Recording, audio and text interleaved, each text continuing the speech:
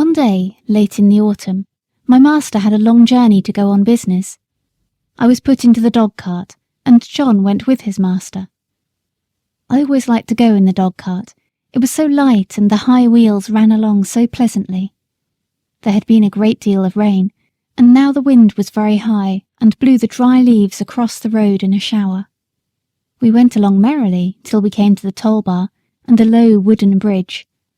The river banks were rather high, and the bridge, instead of rising, went across just level, so that in the middle, if the river was full, the water would be nearly up to the woodwork and planks.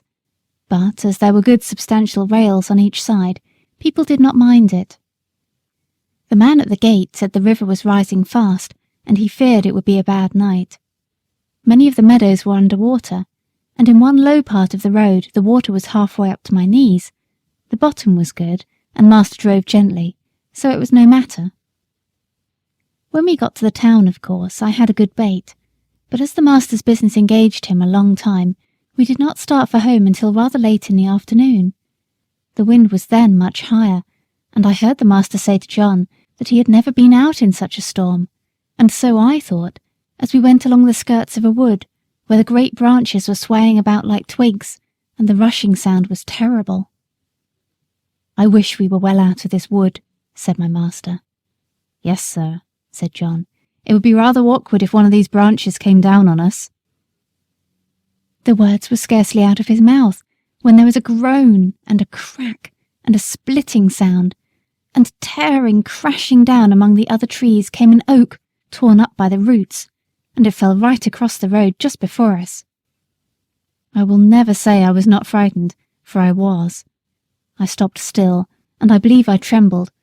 Of course I did not turn round or run away. I was not brought up to that. John jumped out, and was in a moment at my head. "That was a very near touch," said my master. "What's to be done now?" "Well, sir, we can't drive over that tree, nor yet get round it. There will be nothing for it but to go back to the 4 crossways, and that will be a good 6 miles before we get round to the wooden bridge again. It will make us late, but the horse is fresh." So back we went and round by the crossroads, but by the time we got to the bridge it was very nearly dark. We could just see that the water was over the middle of it, but as that happened sometimes when the floods were out, master did not stop. We were going along at a good pace, but the moment my feet touched the first part of the bridge, I felt sure there was something wrong. I dare not go forward, and I made a dead stop. "Go on, Beauty," said my master, and he gave me a touch with the whip, but I dare not stir. He gave me a sharp cut. I jumped, but I dare not go forward. "There's something wrong, sir," said John, and he sprang out of the dog-cart and came to my head, and looked all about. He tried to lead me forward. "Come on, Beauty, what's the matter?" Of course I could not tell him, but I knew very well that the bridge was not safe. Just then the man at the toll gate on the other side ran out of the house, tossing a torch about like one mad. "Hoi, hoi, hoi! Halloo! Stop!" he cried. "What's the matter?" shouted my master. "The bridge is broken in the middle, and part of it is carried away. If you come on, you'll be into the river." "Thank God," said my master. "You beauty," said John, and took the bridle and gently turned me round to the right-hand road by the riverside. The sun had set some time. The wind seemed to have lulled off since that furious blast which tore up the tree. It grew darker and darker, stiller and stiller. I trotted quietly along, the wheels hardly making a sound on the soft road. For a good while neither master nor John spoke, and then master began in a serious voice.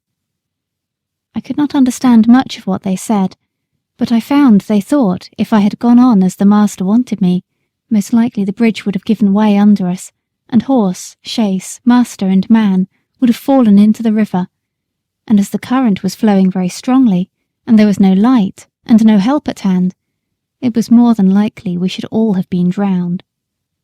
Master said God had given men reason by which they could find out things for themselves, but he had given animals knowledge which did not depend on reason, and which was much more prompt and perfect in its way, and by which they had often saved the lives of men. John had many stories to tell of dogs and horses and the wonderful things they had done.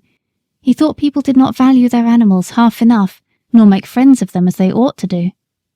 I am sure he makes friends of them if ever a man did. At last we came to the park gates and found the gardener looking out for us. He said that Mistress had been in a dreadful way ever since dark, fearing some accident had happened, and that she had sent James off on Justice, the roan cob, toward the wooden bridge to make inquiry after us. We saw a light at the hall door and at the upper windows, and as we came up Mistress ran out saying, "Are you really safe, my dear?